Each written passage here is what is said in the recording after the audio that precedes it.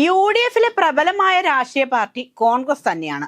UDF മുന്നണിക്ക് അധികാരം കിട്ടിയാൽ പ്രധാന പദവികൾ അലങ്കരിക്കുന്നതും കോൺഗ്രസുകാർ തന്നെയാണ്. എന്നാൽ സമീപകാലത്ത് കോൺഗ്രസ് തളരുകയും അതിനേക്കാൾ വേഗത്തിൽ ലീഗ് വളരുകയും ചെയ്യുന്നത് നാം കണ്ടതാണ്. ഇപ്പോഴിതാ തദ്ദേശ സ്ഥാപനങ്ങളിലേക്ക് നടന്ന തെരഞ്ഞെടുപ്പിൽ കോൺഗ്രസും CPM-ഉം കഴിഞ്ഞാൽ ഏറ്റവും കൂടുതൽ സീറ്റ് നേടിയ കക്ഷിയായി മുസ്ലിം ലീഗ് മാറിയിട്ടുണ്ട്. BJP-ക്കോ CPI-ക്കോ കൈവരിക്കാനാകാത്ത അസൂയാവഹമായ നേട്ടമാണ് മലബാർ പാർട്ടി എന്ന് മുദ്രകുത്തിയിരുന്ന ലീഗ് നേടിയത്.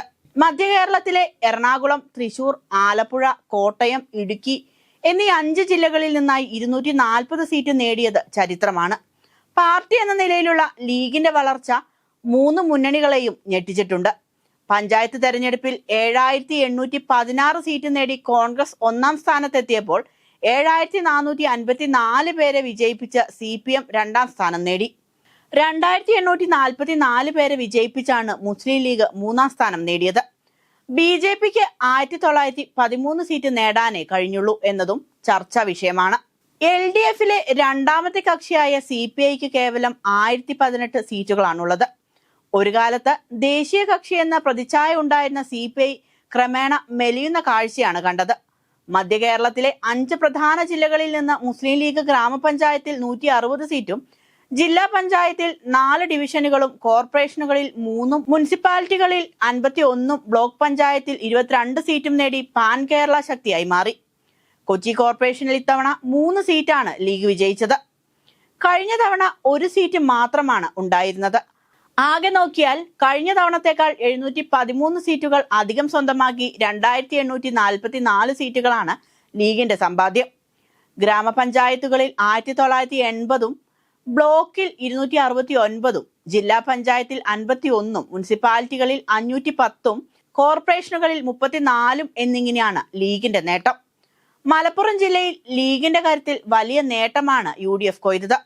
ജില്ലാ പഞ്ചായത്തിലേക്ക് ആകെയുള്ള 33 ഡിവിഷനുകളും ഇത്തവണ UDF വിജയിച്ചു. 23 മുസ്ലിം ലീഗ്, 10 കോൺഗ്രസ് എന്നിങ്ങനെയാണ് സീറ്റ് നില. പഞ്ചായത്ത് രാജ് സംവിധാനം നിലവിൽ വന്നതിന് ശേഷം UDF ജില്ലയിൽ തദ്ദേശ തെരഞ്ഞെടുപ്പിൽ നേടുന്ന വൻ വിജയമാണിത്. 2010-ൽ ഒറ്റ പ്രതിപക്ഷ അംഗവുമായി UDF ജില്ലാ പഞ്ചായത്ത് ഭരിച്ചിട്ടുണ്ട്. ഇത്തവണ പക്ഷേ അതുക്കും മേലെയായി വിജയം. പ്രതിപക്ഷത്തിന് ഒരംഗത്തെ പോലും ജയിപ്പിക്കാനായില്ല.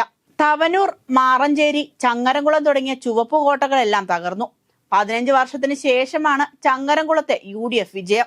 എടപ്പാൾ പേരുമാറി തവനൂരായ ഡിവിഷൻ എക്കാലവും CPM-നെ പിന്തുണച്ച പ്രദേശമാണ്. UDF-ന് അനുകൂലമായ ഒരു ന്യൂനമർദ്ദം ജില്ലയിൽ രൂപപ്പെടുന്നതിന്റെ സൂചനകൾ പ്രചാരണത്തിന് മുമ്പേ തന്നെ ഉണ്ടായിരുന്നു. ഒപ്പം ജില്ലയിലെ പ്രകടമായ സാമുദായിക ധ്രുവീകരണം നിമിത്തം അനുകൂലമായൊരു കൊടുങ്കാറ്റ് UDF പ്രതീക്ഷിച്ചിരുന്നു. അവരെ പോലും അമ്പരിപ്പിക്കുന്ന സുനാമിയായാണ് ഫലം വന്നപ്പോൾ കണ്ടത്. അതെല്ലാം സാധ്യമാക്കിയത് മുസ്ലിം ലീഗിന്റെ തേരോട്ടം തന്നെയാണ്. സാധാരണ നിലയിൽ മലപ്പുറത്തും വടക്കൻ കേരളത്തിലും മാത്രമുണ്ടാകുന്ന ലീഗ് തരംഗം ഇപ്പോൾ മലപ്പുറവും വടക്കൻ കേരളവും കടന്ന് തെക്കൻ കേരളത്തിലേക്ക് പോലും എത്തിയിരിക്കുന്നു. ഇങ്ങനെ ലീഗ് വളർന്നാൽ കോൺഗ്രസിന് മേലെ വളരുമോ എന്ന ഭയം ചില കോൺഗ്രസ് നേതാക്കൾക്കിടയിലുമുണ്ട്.